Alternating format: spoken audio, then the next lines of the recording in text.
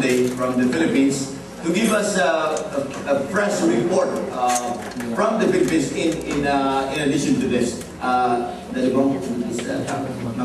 They are our volunteer missionaries in the Philippines, and they are instrumental in starting this ministry in the Philippines, feeding the children.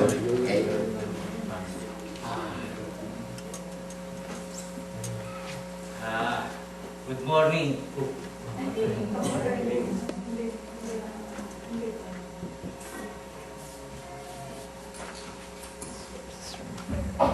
Hindi kasi ako sanay.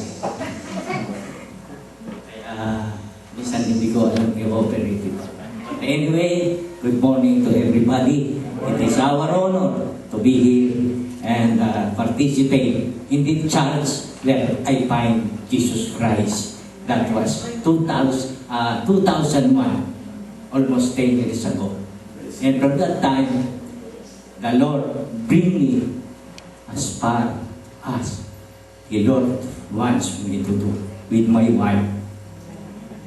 If you will remember last time when we were here, our feeding program has just started in the Philippines. About a month and a half ago, we started to build it with only 4 persons contributing from their own pocket to feed those living in the street with their children, gathering trust from the street to feed themselves. We started feeding that, and it continues to multiply. And there are times that one Saturday morning, we are able to feed more than 300 children and adults with their parents. And thank you, because I leave the PCC became our partner in the feeding program. And until now, our bishop in the Christian and the Living Epistle Christian Family Church is asked me to thank everybody here, particularly PCC and Pastor Bing, for the partnership that was given to us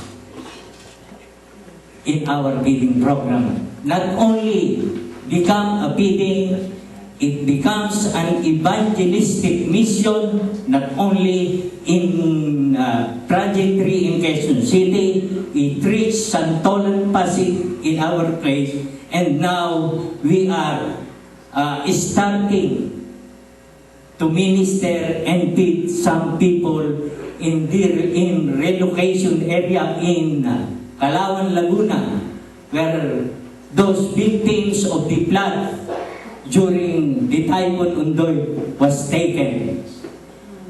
We is before at the as we go on, as we proceed in going here, that is May 10. On the 11th, we have 3 days mission, Tuesday until Friday in Calauan, Laguna, to feed the waiting 250 children and over 100 parents waiting for us to feed them and to minister them and to bring them to Jesus Christ.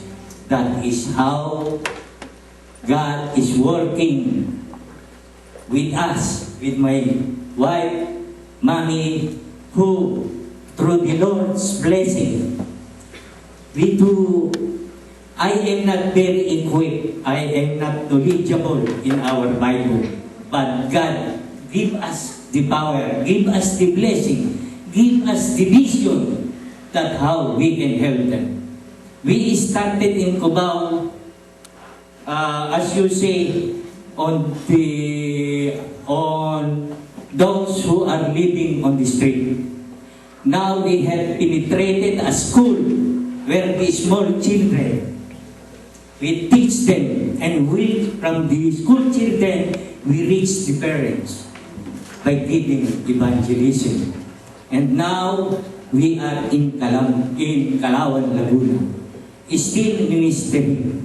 And indeed, we need more help because God is showing to us wherein we can bring those people to His kingdom.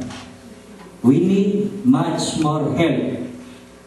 That is why maybe God sent us here again to remind you that we still need your help and your contribution to the mission that we are doing. And we are very glad that you are a sincere partner in our mission. Thank you, and my wife will say something. Sabihin naman, pinakyo. Sanayin po ako doon, lagi nang pinapakyaw. Yes. Kami po ni Daddy Bong, mga ordinaryong tao lang. Hindi po kami pastor. Kami po ay miyembro ng LECFC. Doon po ay sumasama kami sa mga activities, sa mga prayer meeting, Bible study, men's network, women's network, lahat ng activities sinasamahan namin. Pero sa pagpapastor, wala po kami. Pero God is good. God is good, really good, na binigyan niya kami ng pagkakataon na magbukas ng daan. Mabuksan. Kami ang ginamit po niya para magbukas ng daan. Makapasok doon ang Word of God. Marami pong tao ang naghihirap talaga. Maraming bata po ang makikita niyo walang saklot. They do not know God.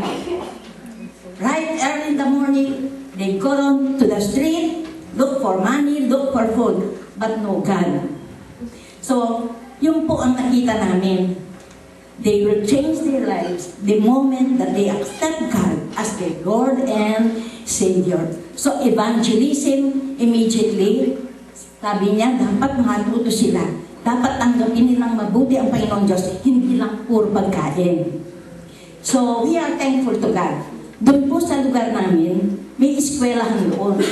We were able to penetrate the Word of God. Hindi lang po bata, pati yung 58 parents nagba-Bible study. And you know what? Ito po ang senaryo. Sa school, yung mga young adults, silang nagtuturo sa bata. Doon po sa bahay, kaya nung nakita ninyo kanina, nandun yung mga parents. Matutuwa po kayo. Every Sunday, may pamamiling sumasama sa church. At saka, yun lang po. Isang pamilya lang sa isang linggo, napakalaking indulhensya na po sa Panginoon. Pero, lahat po sila humihingi ng service doon sa eskwelahan. Gusto nila magkaroon ng church doon sa eskwelahan. And God is really good.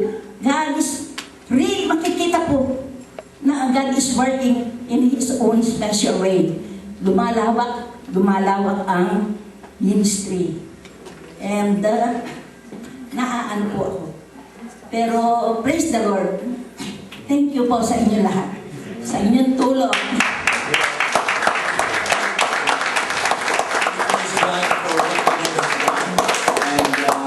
It's a privilege to be a partner with our countrymen in the Philippines. And we'd like to pray for Daddy Bong and Mami Norma. Father, thank you for this moment that we have just heard a press report regarding the mission support that we give back to the Philippines. Thank you for the children that have been reached out, not only with this feeding program, but especially, Lord, with the gospel of Jesus Christ. And the parents also.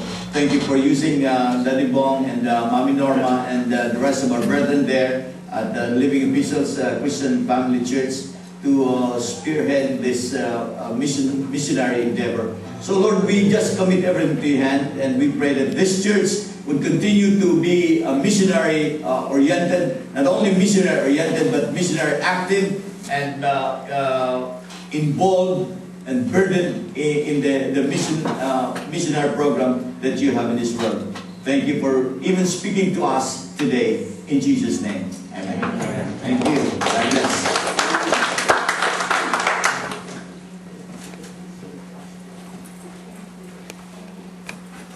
Please open your Bibles.